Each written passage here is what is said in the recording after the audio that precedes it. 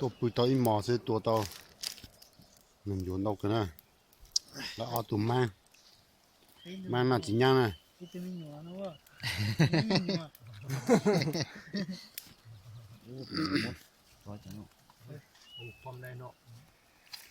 นั่นจัวเต้ามากับปลอกกับจีตัวหรือจีเต้าปลอก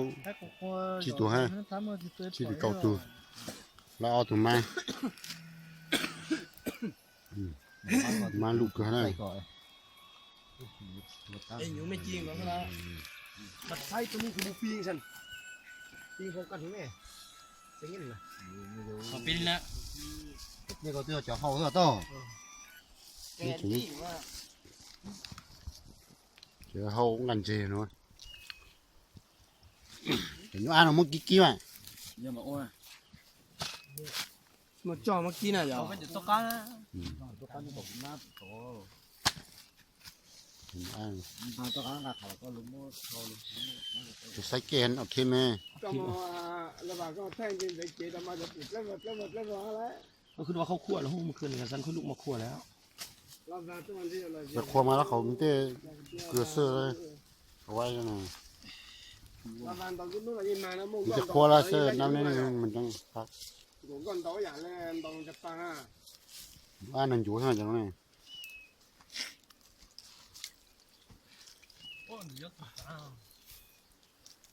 ใช่กูทุกครั้งใช่กูทุกโคตร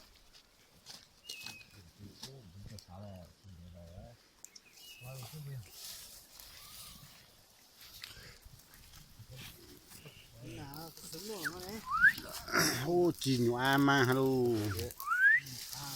จีออตุกขังฮะแต่กินว่าถ่ายวิดีโออ่ะ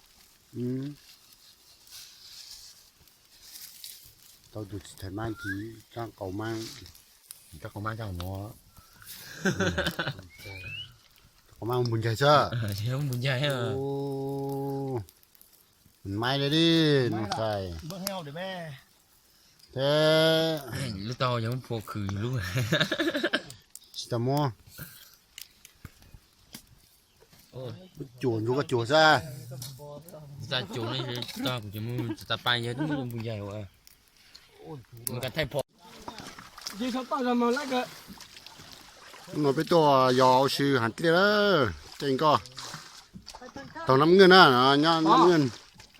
ำเงินเนี่ยจากการเจ๊เครื่องไฟฟ้าน้ำเงินจีนะโอ้เอาไปเยอะมึงก็ต้องจิ๋วนะจุ้งเนาะเอาเปล่าเจ้าจีเล่นก็ละเจ๋งก็จุ้งเนาะเอาจีชูเป้เลยมึงจีพันท่านใจเต้าจีฮะ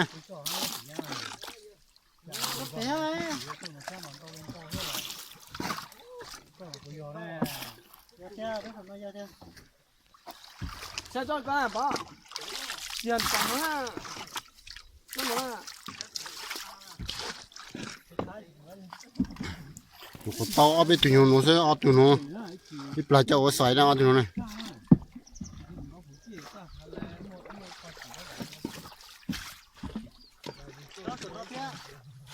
ั่นหรอนี่หรอหอเสร็จแล้วไหมจ๊ะจ้าขายยาปะตัวก็ตรงล่างมันจะน่าซื้อมา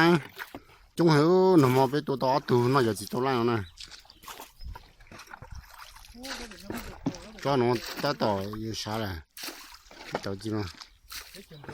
ตึกเชิญน้องมานานน้องของบดเต้จงเหรอถูกผู้หญิงไม่ได้เจอสายยอน้อยยอหงจงจุดช่วยตัวยอตอนดูน้ำเงินหนูนะยอจอข้างเคลื่อนไฟฟ้าเงินจีนยอจอเก่าเป็นอะก็มาเป็นมาตาต่อสาก็จะจงเนี่ยจีน่านะจะจีน่าตาต่อสาก็มาตาต่อสามาจงเหวนั่นอยู่มาท่าอะไรส่งซื้อตัวเจ้าหมดทั้งรู้ไหม他姑娘叫着上来，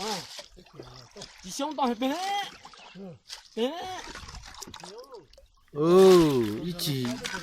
一起被背毛子被都赖山顶了。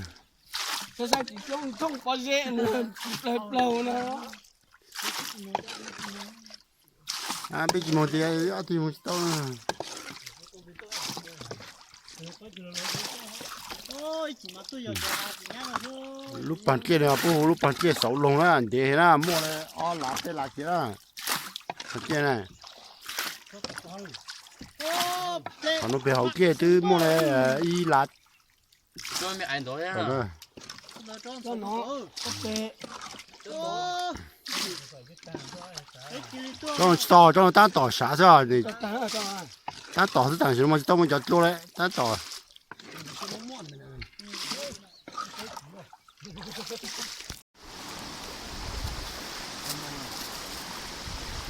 có mù tôi dọn chỉ nó sụt rồi ta tỏ mỏ không cho chỉ ở bên tụi nó ha ta hiểu tôi dọn chỉ nó pha là mà pha rồi hầu nó câu nó ha mà trăm du pha là cho tao nói ở xoài nè ta mừng nào tôi xoài chứ gìมีสัญญาณเขาซอกเป็นเศร้า nào tôi xoài chứ cái kia này nha kia nắm lầu กับนี่ก็บอกแม่เพิ่นข้อจะเลย can kia nó dư cho xa nó chơi sắm thòng nó cho nó này nắm ngân kia nắm ngân kia ra này thì nó mua cho bắt chủ một lồng nữa thì nó này cái chờ nó mà mua này mua nung mua có một té hiểu lồng chỗ hay giờ bắt chủ này bắt chủ nó mua xuống lồng chỗ hay แล้วกับนี่ก็บอกแม่เพิ่นข้อจะเลยขั้นดี ตัวลุงก็เป็นตัว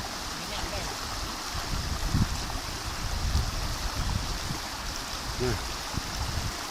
โอ้เป็นตัวสมพันเกล้ว่าเก่งชั่วโมงเป๊ะลับเล่าลัดแต่นั้นลูกพันเกล้ว่ามาสองลงคือเกล้นั้นเราถูกเลยจ้ะตัวมงก็ต้องชนะ